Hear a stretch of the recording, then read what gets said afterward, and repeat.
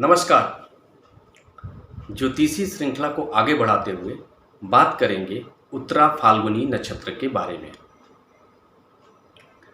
इसी के साथ आप सभी से आग्रह करता हूं, हमारे चैनल को सब्सक्राइब करें, लाइक करें और शेयर करें।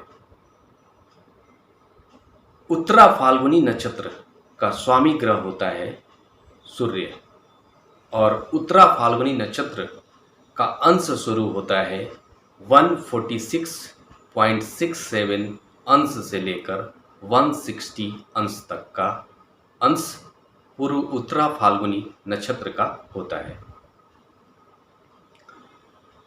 उत्तरा फाल्गुनी नक्षत्र नक्षत्रों की श्रृंखला में 12वां नक्षत्र है और इसके एक चरण सिंह राशि में आते हैं और इसके 3 चरण कन्या राशि में आते हैं।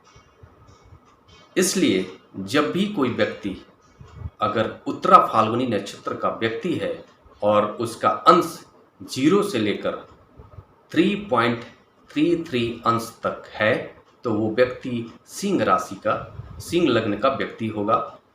सिंह लग्न में ही अगर उसका नक्षत्र का अंश 0.33 अंश है तो वो व्यक्ति उत्तरा फाल्गुनी नक्षत्र के पहले चरण में उसका जन्म हुआ है, ऐसा हम मान सकते हैं।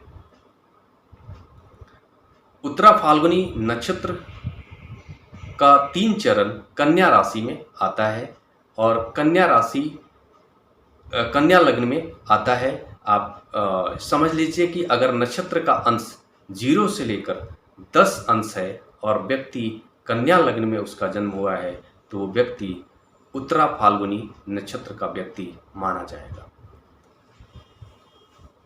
ओवरऑल हम ये समझ सकते हैं कि व्यक्ति अगर सिंह राशि में सिंह राशि में और उत्तरा फाल्गुनी नक्षत्र में उसका जन्म हुआ है तो उसके व्यक्तित्व में केवल सूर्य के प्रभाव देखने को मिलते हैं।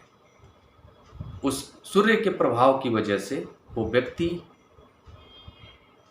ईमानदार होगा, वो व्यक्ति लीडरशिप क्वालिटी वाला होगा, वो व्यक्ति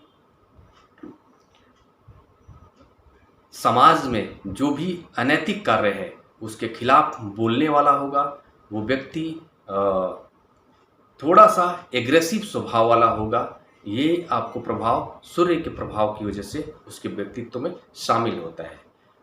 वो व्यक्ति सूर्य से संबंधित जो भी गुण है, सूर्य का जो स्वभाव है वो आपको स्वभाव पूरा आपको उत्तरा फाल्गुनी नक्षत्र वाले व्यक्ति के व्यक्तित्व में शामिल होता है।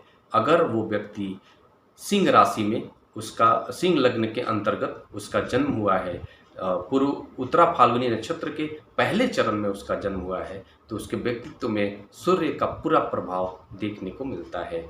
थोड़ा अहंकारी, वो आपको लीडरशिप क्वालिटी वाला होगा, ईमानदार होगा, वो तुरंत से किसी भी निगेटिव चीज़ के खिलाफ बोलने वाला होगा। ये सारे स्वभाव आपको उसके व्यक्तित्व में शामिल हो जाते हैं। उसके व्यक्तित्व में थोड़ा सा एक्शन के प्रति तुरंत रिएक्शन देखने का आपको देखने को मिलता है जो भी उत्तरा फाल्गुनी नक्षत्र के पहले चरण में अगर उसका जन्म होता है तो। लेकिन वही अगर वो उत्तरा फाल्गुनी नक्षत्र का व्यक्ति अगर कन्या लग्न में उसका जन्म होता है तो ये एक बहुत ही अच्छा माना जाता है। वो इसलिए क्योंकि कन्या लग्न का स्वामी ग्रह बुध होता है और आपको उत्तरा फाल्गुनी नक्षत्र का जो स्वामी ग्रह होता है वो सूर्य होता है। तो जब कन्या लग्न में व्यक्ति का जन्म होता है और उत्तरा फाल्गुनी नक्षत्र के 3 चरण कन्या लग्न में आते हैं, मतलब 0 से अगर 10 अंश तक कन्या लग्न है तो व्यक्ति आपको उत्तरा फाल्गुनी नक्षत्र का माना जाता है। इस कंडीशन में व्यक्ति बहुत ही बुद्धिमान होता है। मतलब आप ये मान सकते हैं कि एक इनडायरेक्टली बुधादित्य योग का निर्माण हो गया उसके व्यक्तित्व में।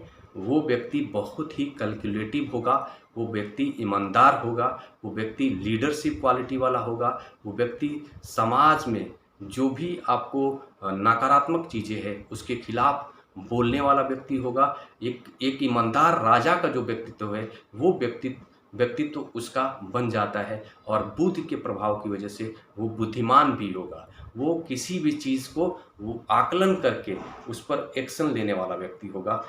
वो सकारात्मक एक्शन लेने वाला तो होगा, लेकिन वो सही समय का इंतज़ार करने वाला होगा। वो यह देखने वाला होगा, वो देखने वाला व्यक्तित्व होगा कि क्या यह वक्त सही है कि इस नकारात्मक चीज़ के खिलाफ अगर मैं बोलता हूँ तो कहीं इसका प्रभाव नकारात्मक तो नहीं होगा। तो वो वक्त का भी आकलन करता है, उसके बाद जा कर के उसके खिलाफ बोलने वाला होता है। मतलब आप ये मान लीजिए कि वो व्यक्ति बहुत ही कैलकुलेटिव होगा। दूसरा जो कन्या लग्न में अगर उसका जन्म हुआ है और वो उत्तरा फाल्गुनी नक्षत्र का व्यक्ति है, तो वो आपको जहाँ भी गणनात्मक जो क्षेत्र है वहाँ पर वो आपको विशेष पकड़ रखने वाला व्यक्ति होगा। वो मैथमेटिशियन हो सकता है, वो गणितज्ञ हो सकता है, वो सीए हो सकता है, एक अच्छा उद्योगपति हो सकता है, व्यापारी हो सकता है। क्योंकि अगर आप व्यापारी हैं और आपको अगर आकलन करने की क्षमता नहीं है तो आप एक सफल व्यापारी नहीं बन सकते हैं।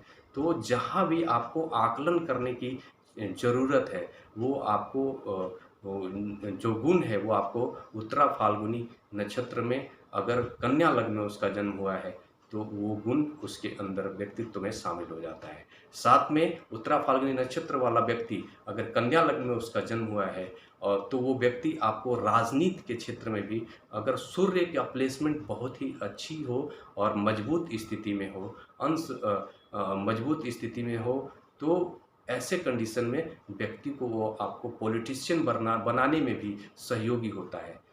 ऐसा व्यक्ति आपको राजनीति के क्षेत्र में सफल होता हुआ भी दिखता है, क्योंकि राजनीति में ये बहुत ही महत्वपूर्ण है कि आप जो बोलते हैं उसको कितना आप तौल कर बोलते हैं, कितना आप उसका अपने अंतर मन में उसका आकलन करते हैं कि वो सकारात्मक होगा या फिर नकारात्मक होगा। ये सारी चीज़ें जो समझ है वो समझ उस व्यक्ति के व्यक्तित्व में शामिल हो जाता है। उसके अंदर एक विशेष क्षमता आ जाती है।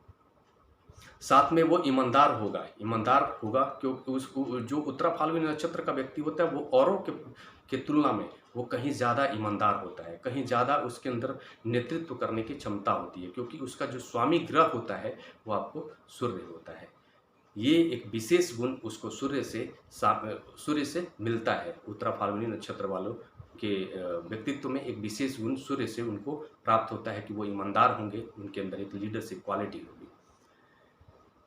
मैं समझता हूँ कि मैंने ओवरऑल उत्तरा फाल्गुनी नक्षत्र के बारे में चर्चा कर ली है और हम लोग ये समझ सकते हैं कि उत्तरा फाल्गुनी नक्षत्र, हर नक्षत्र के 4 चरण होते हैं, 4 पद होते हैं और हर पद का अपना अंश होता है 0 से लेकर 3 अंश तक।